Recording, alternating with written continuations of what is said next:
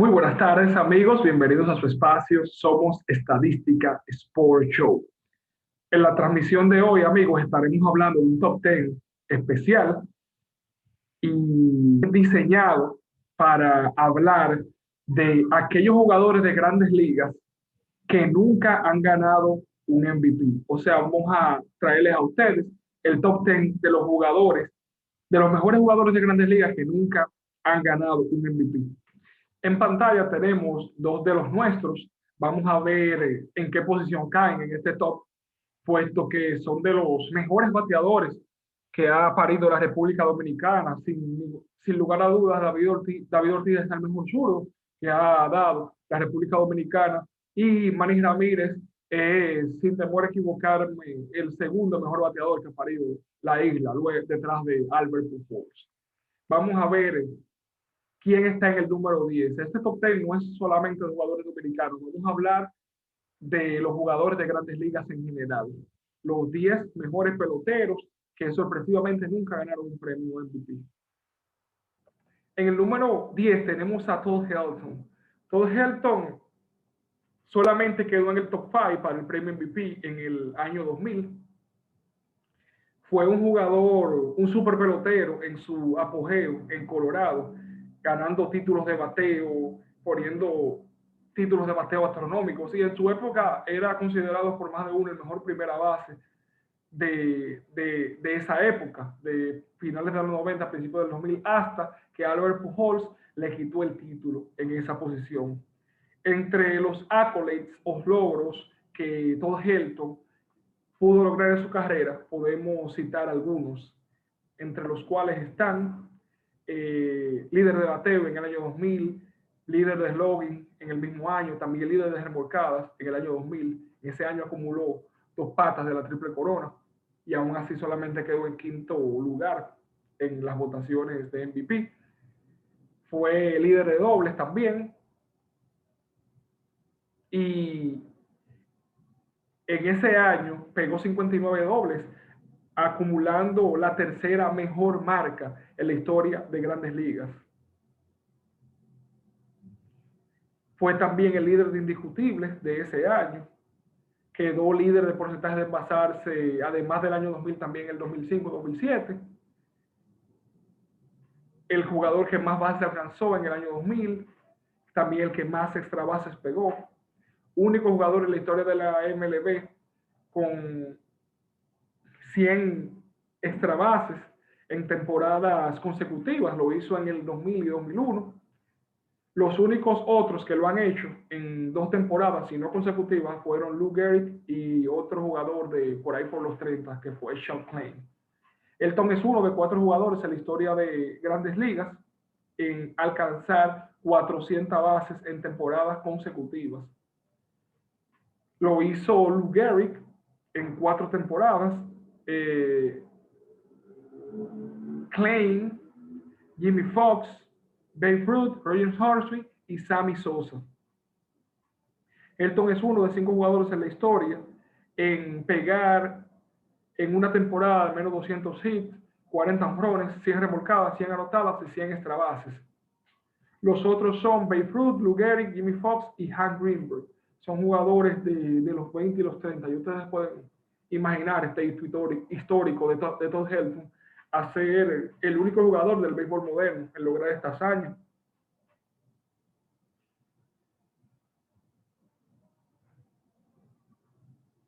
Helton es uno de 3 primeras bases con un averaje de 3.15 hacia arriba en 8 temporadas consecutivas.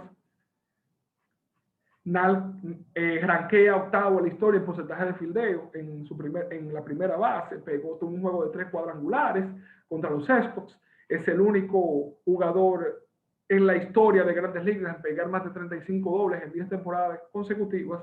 Y es el líder de los Rockies de Colorado en juegos jugados, veces al bate, carreras anotadas, indiscutibles, bases alcanzadas, dobles, cuadrangulares, remolcadas y base por bolas y también base por bolas intencionales.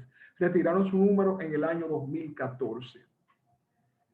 El jugador número 9 del cual quiero hablar, que nunca ganó un MVP de manera sorpresiva, es el Big Papi David Ortiz. Pongo a David Ortiz en el lugar número 9, puesto que al haber sido bateador designado, esto afectó mucho la percepción de lo que era la prensa a la valía que tenía David Ortiz. Sin embargo, a pesar de esto, él fue top 5 en 5 temporadas consecutivas, desde el 2003 al 2007. Esto en consideraciones para el premio MVP. Entiendo que fue algo errado por la prensa no haberle dado más mérito a la valía de David Ortiz en su carrera, simplemente porque era bateador designado, ya que David Ortiz, además de ser un gran bateador, era esa bujía inspiradora de los Medias Rojas de Boston en los años que él estuvo en la franquicia. Entiendo que la valía de Ortiz era más que el simplemente hecho del ser el tercer o cuarto bate del equipo, ya que en el camerino él significaba mucho para ese equipo de los Medias Rojas. Entre los hitos que logró David Ortiz, podemos citar muchos. Fue elegido por Sporting News en la década del 2000 como el mejor designado. Lo mismo para Sport Illustrated, jugador del mes en 3 ocasiones, jugador de la semana en 6 ocasiones, ganó el premio Babe Ruth, ganó el premio Dan Martínez 8 veces, Hank Aaron, el premio Hank Aaron 2 veces, ganó el Home Run Derby, también fue jugador más valioso de aquella serie de campeonatos famosa del 2004, 2 veces al Juego de Estrella, ganó también el premio Roberto Clemente, 7 bates de plata.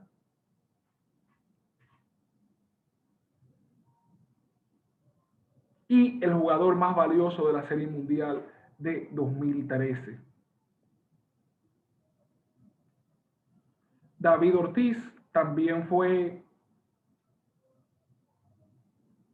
líder de base por bola 2 veces, una vez líder de dobles, 4 veces líder de extra bases, una vez líder de jonrones, líder de porcentaje de embalsarse una vez,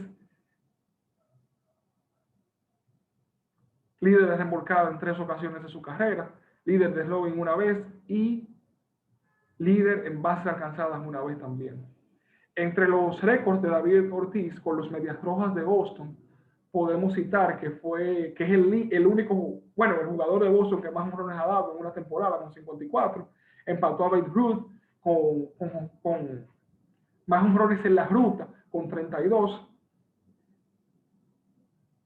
Está empate en el récord de postemporadas consecutivas de envasarse en juegos de postemporada, lo hizo 10 veces, de juegos envasándose en Serie Mundial con 9.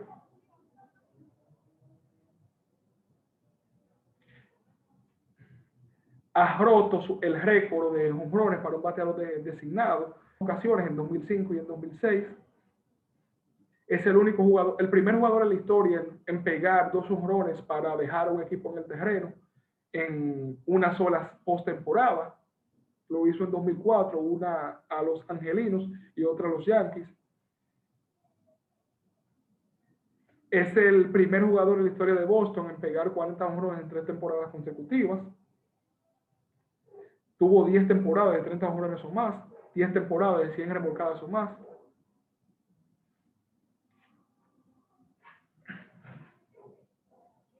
Es el jugador número 27 en la historia en alcanzar los 500 jonrones. Cuarto jugador en la historia de Grandes Ligas en ganar 3 series mundiales y pegar 500 jonrones. Uno de 4 jugadores en la historia de Grandes Ligas con 500 o más jonrones y 600 o más dobles. Tercer jugador con 85 extra bases en 4 temporadas consecutivas. Tercer jugador de Boston con 3 temporadas de 40 jonrones. 17 jonrones en postemporada. Bueno para un séptimo lugar, la historia de la MLB. 61 carreras remolcadas en postemporada para un cuarto lugar en la historia de la MLB. Y más jonrones para un jugador en su temporada final con 38. El siguiente jugador que quiero hablar en esta transmisión y que está en el puesto número 8 es de Mel Ott. Mel Ott fue top 5 para MVP en 3 temporadas, sin embargo nunca lo ganó. 1934, 1938 y 1942. Este jugador, que también jugó en la década de los 30 y 40, jugó toda su carrera para los Gigantes de New York. Entre sus accolades o logros podemos citar que fue 6 veces el líder de cuadrangulares, fue el primer jugador, el jugador más joven en su momento en llegar a 100 y a 200 honrones, y fue el primer jugador de la Liga Nacional en pegar 500 cuadrangulares. Y fue el líder de honrones de la Liga Nacional hasta que Willie Mays lo pasó en el año 1966. Y tiene un récord de las mayores, un récord que es difícil de romper, más en esta época, con 18 temporadas consecutivas liderando a su equipo en las mayores. Ya en conjunto, el señor Medot fue a 11 Juegos de Estrellas. En el 1999 cayó en el lugar número 42 entre los 100 mejores peloteros de la historia. Es uno de 6 jugadores en la historia en jugar más de 20 temporadas para un solo equipo. Y fue manager en otro dato de la carrera de Ott de los New York Giants por 7 temporadas, del 42 al 48. Otro jugador del cual quiero hablar en esta transmisión, que sorpresivamente no ganó un premio de jugador más valioso, es de Johnny Mize, también un jugador que jugó por ahí por los 30 y los 40. Él fue runner-up, o sea, quedó en segundo lugar para este premio en el año 1939 y el 40, y quedó top 5 en el 42 y el 47 también. Entre los hitos, los logros que pudo alcanzar Johnny Mize, podemos citar que fue 10 veces al Juego de Estrellas, ganó 5 veces la Serie Mundial, esto con los Yankees, ganó el título de bateo en el año 1939, fue 4 veces líder de cuadrangulares, 3 veces líder de remolcadas y fue galardonado para entrar al Salón de la Fama de los Cardenales de San Luis. Dígase de Johnny Mize, que fue un jugador que jugó con equipos de los más grandes de la historia de Grandes Ligas, puesto que fue pieza clave en los Gigantes de Nueva York, en los Cardenales de San Luis y también los Yankees de Nueva York. En el puesto número 6 hablaremos del señor Albert Bell, un jugador que fue 3 veces top 3 para el premio de jugador más valioso del 94 hasta el 96, para ser exacto, y fue segundo lugar para este premio en el año 1995. Un jugador con una carrera muy subestimada, puesto que fue una de las grandes fuerzas ofensivas en la Liga Americana, líder de extra bases en la década del 90 y líder de remolcadas también. Albert Bell es el único jugador de la historia en pegar 50 cuadrangulares, 50 dobles en una misma temporada. Y es el primer jugador que pudo alcanzar un pago de $10 millones en una sola temporada. Un jugador del cual se habla poco en esta época, pero que no podemos desmeritar la gran carrera que tuvo y el gran bateador que fue.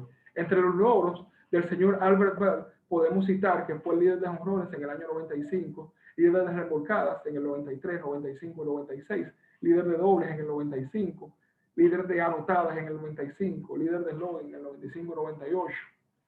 Fue líder de asistencias en el 99 jugando right field, fue bate de plata en el 93, 94, 95, 96 y 98, fue al Juego de Estrellas desde el 93 hasta el 97 de manera ininterrumpida.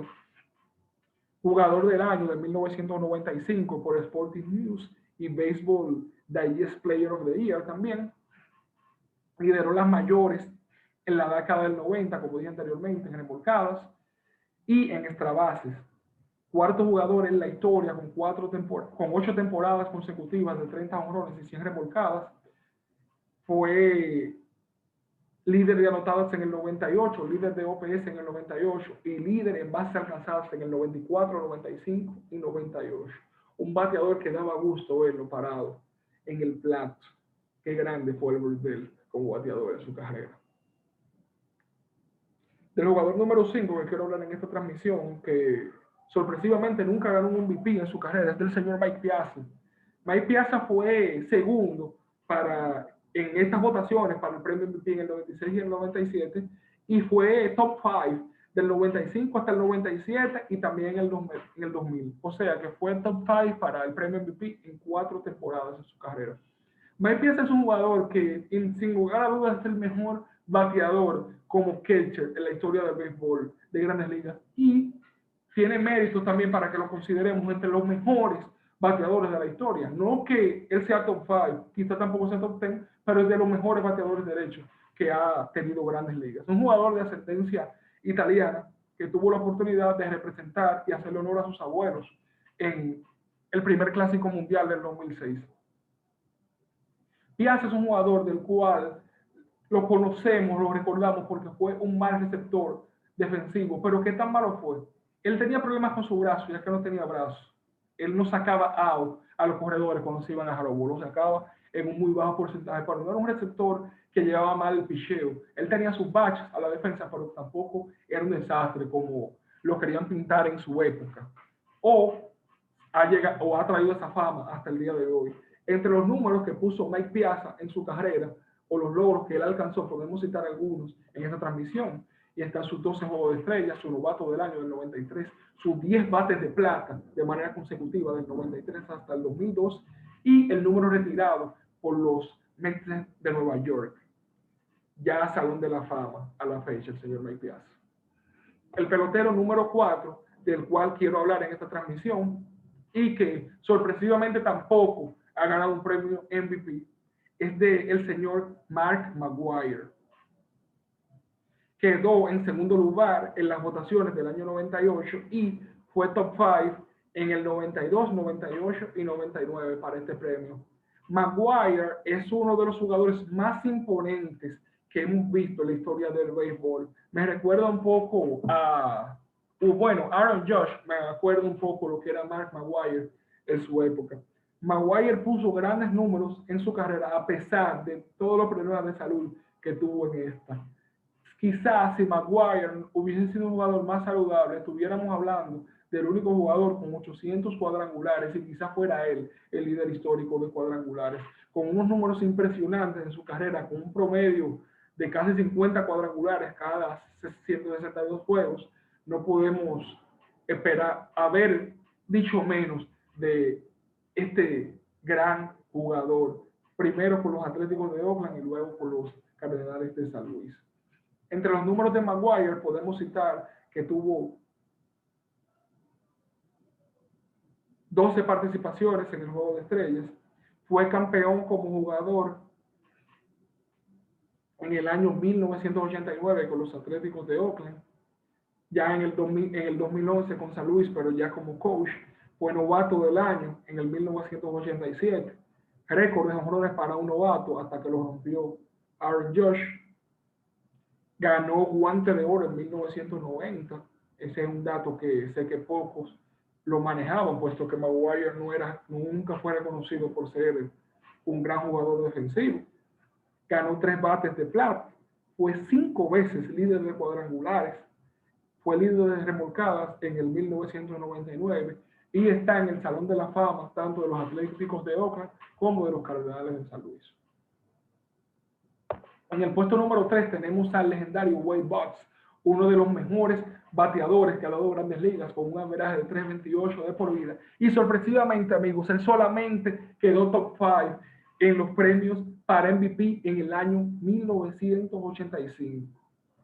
Boggs fue buque insignia de los Medias Rojas de Boston, el mejor jugador de Boston en ese equipo que ganó el pennant en el 86 y lo perdieron de manera dramática la Serie Mundial de parte de los Mets de Nueva York.